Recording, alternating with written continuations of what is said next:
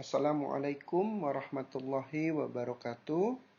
Salam sejahtera untuk kita semua. Izinkan saya menyampaikan video pembelajaran untuk mata kuliah metodologi riset. Topik pembahasan pada sesi ini adalah penyusunan landasan teori atau tinjauan pustaka. Tinjauan pustaka atau ada yang menyebutnya dengan kerangka konseptual merupakan bagian terpenting dari sebuah penelitian atau karya tulis ilmiah. Hampir di setiap karya tulis, baik skripsi, tesis, disertasi, jurnal, makalah, atau tulisan-tulisan yang lainnya, selalu ada tinjauan pustaka. Tinjauan pustaka dapat diartikan sebagai penegasan atas batas-batas logis penelitian dan menjadi petunjuk bagi peneliti untuk memperhitungkan apa yang relevan dan apa yang tidak relevan, untuk kemudian dikaji dalam penelitiannya. Atau sampai batas mana penelitian akan dilakukan dan asumsi-asumsi apa yang mendasari penelitian tersebut dilakukan. Tinjauan pustaka mempunyai arti peninjauan kembali pustaka-pustaka yang terkait atau disebut juga review of related literature. Sesuai dengan arti tersebut, tinjauan pustaka berfungsi sebagai peninjauan kembali atau review atas pustaka seperti penelitian atau yang lainnya tentang masalah-masalah yang berkaitan, di mana masalah ini tidak selalu harus tepat identik dengan bidang permasalahan yang dihadapi, tetapi termasuk pula yang seiring dan berkaitan atau disebut kolateral.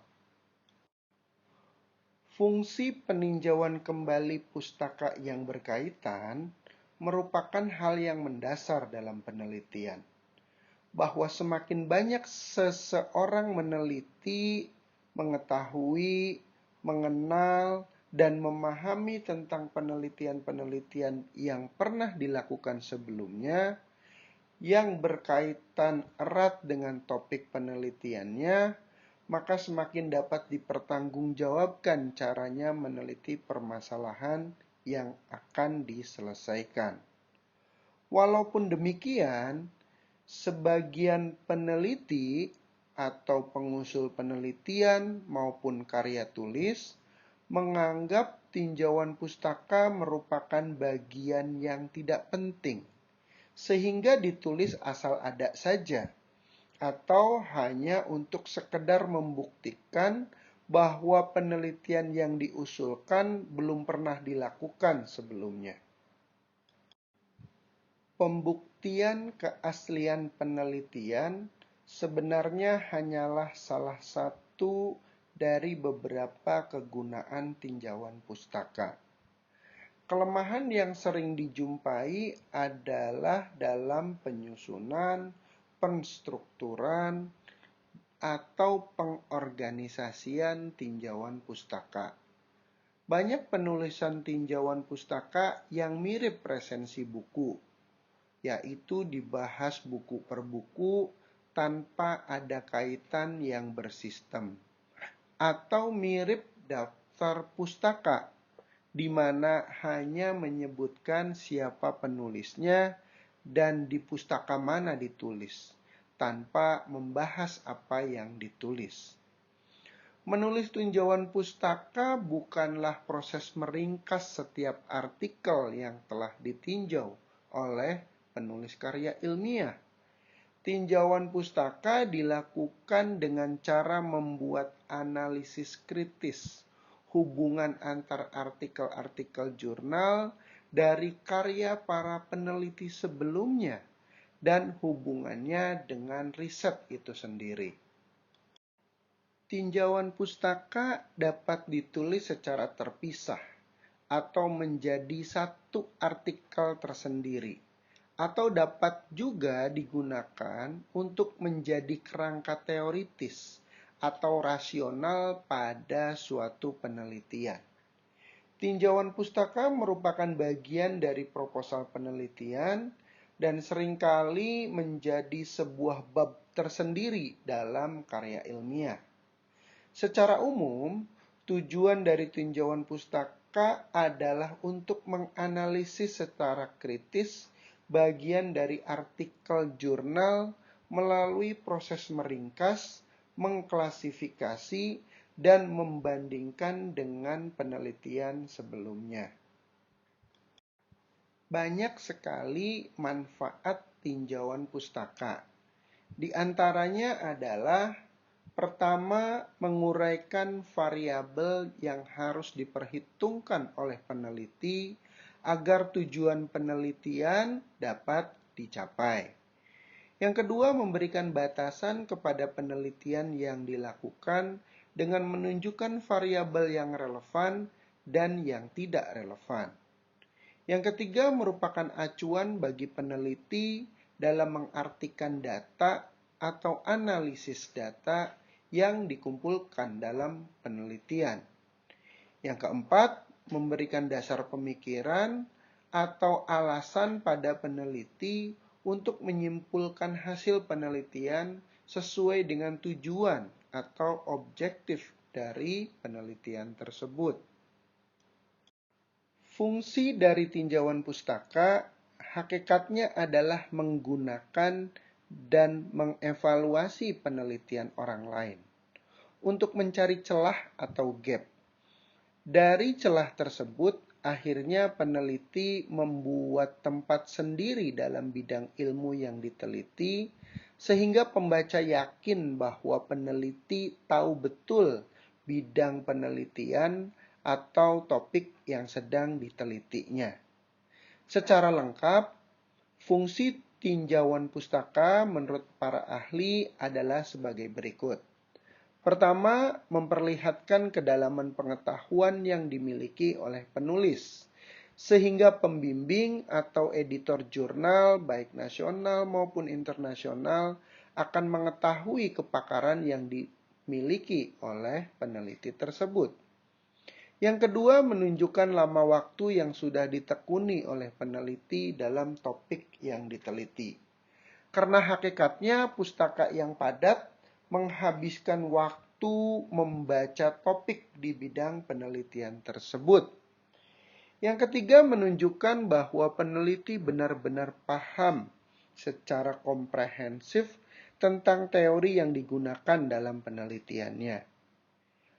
Yang keempat, mengapresiasi hasil karya orang lain dan memberikan penghargaan kepada para peneliti yang telah bekerja sebelumnya dan bahwa hasil karya mereka telah mengilhami cara berpikir kita. 5. Memutuskan bahwa penelitian kita asli atau untuk mengidentifikasi adanya celah dalam bidang penelitian yang akan kita teliti. Yang keenam, membangun harapan dan keyakinan terhadap penelitian yang kita lakukan.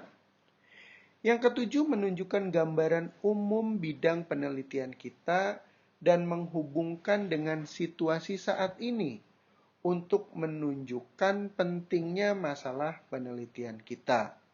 Yang terakhir, memberikan contoh rancangan penelitian yang telah digunakan oleh peneliti sebelumnya dalam mencari jawaban terhadap permasalahan yang diteliti. Tinjauan pustaka yang memadai harus berisikan: pertama, evaluasi dan kutipan tentang bidang yang diteliti. Yang kedua, usaha dari tinjauan pustaka itu untuk menghubungkan hasil karya yang ditinjau dengan penelitian itu sendiri, baik secara langsung maupun tidak langsung. Ini berarti tinjauan pustaka yang memadai sebisa mungkin harus menunjukkan perbedaan atau kekurangan dari pustaka yang ditinjau. Banyak ahli yang mengatakan bahwa kutipan merupakan petunjuk apakah satu tulisan merupakan tulisan akademik atau populer dan merupakan bukti bukti bahwa penulis layak menjadi salah satu anggota komunitas akademik tertentu atau tidak. Ahli lain mengatakan bahwa tinjauan teori literasi klinis dan berpikir kritis. Tinjauan pustaka merupakan indikasi apakah teks yang ditulis oleh peneliti bersifat analitis dan apakah argumen yang dibangun oleh peneliti di dalam teks tersebut sudah sangat kritis. Salah satu kesulitan dalam menulis tinjauan pustaka adalah bagaimana menyeimbangkan secara tepat dan benar antara penggunaan kutipan karya orang lain dan komentar atau evaluasi dari peneliti. Kesalahan yang sering terjadi adalah kita menulis pustaka secara berlebihan tanpa memikirkan dengan kritis apakah pustaka tersebut cocok dengan teori atau topik penelitian kita. Seharusnya seorang peneliti mengkaji pustaka yang dibacanya. Ia harus memperhatikan prinsip-prinsip berikut ini. Di antaranya pertama, berkaitan dengan teori yang mendasari penelitian yang ditulisnya. Kedua, menjelaskan dengan mantap apa yang menjadi aspek penelitian yang dilakukannya.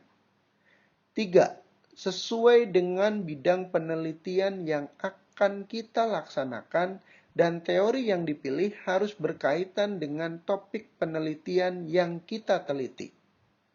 4. Dalam mengutip atau memparafrase, meringkas, dan mensintesis karya orang lain, kita harus tidak lupa memberikan penghargaan dengan cara menyebutkan sumber yang kita kutip tersebut secara tepat. Yang kelima, mengembangkan argumentasi yang kuat dan saling berkaitan secara rasional. Dan terakhir, menjelaskan konteks penelitian kita saat ini, baik secara nasional, regional, maupun internasional. Terdapat 5 langkah dalam menulis tinjauan pustaka, yaitu sebagai berikut. Pertama, mencatat. Peneliti mencatat semua data yang terdapat dalam asal informasi, misalnya intisari, pengarang, tahun terbit, halaman, kota diterbitkan, dan juga nama penerbitnya. Kedua, mengiktisar. Peneliti harus memahami intisari makna isi buku atau sumber bacaan yang bertalian dengan penelitian yang dilakukan. Mengiktisar bertujuan untuk meringkas isi dari suatu pustaka. Yang ketiga, mensintesis. Peneliti menyatukan dan membandingkan semua sumber bacaan yang telah dikutip dalam klasifikasi topik yang relevan. Keempat, menganalisis secara umum. Peneliti memecah informasi menjadi bagian-bagian kecil dengan tujuan agar terlihat hubungan yang jelas antar bagian-bagian tersebut. Contohnya, analisis mengenai perkembangan isu topik penelitian tersebut dari waktu ke waktu, temuan penting yang diperoleh dari penelitian sebelumnya, teknik pengumpulan data dan analisa data, temuan penting dari peneliti sebelumnya, dan apa yang membedakan penelitian sebelumnya dengan penelitian saat ini yang akan diteliti dari segi teori, konsep, metodologi, atau juga temuan empirik. Yang kelima, menganalisis secara tajam. Peneliti melakukan evaluasi secara kritis terhadap hasil karya penelitian sebelumnya dan juga hasil karya peneliti sendiri. Gunakan argumentasi yang kuat serta dukungan bukti-bukti data yang kuat saat mengkritik secara konstruktif. Lebih detail mengenai topik ini bisa dibaca langsung pada sumbernya sesuai dengan yang tertera pada layar. Sebagai bahan diskusi sesi ini, berikan argumen Anda. Apa kesulitan terbesar Anda dalam menulis tinjauan pustaka? Berikan jawaban Anda pada link e-learning yang sudah disediakan. Terima kasih atas perhatiannya. Bila perlu penjelasan lebih lanjut, silakan hubungi saya via email atau WhatsApp yang tertera pada layar. Saya tutup sesi ini dengan ucapan Assalamualaikum warahmatullahi wabarakatuh. Salam sejahtera untuk kita semua.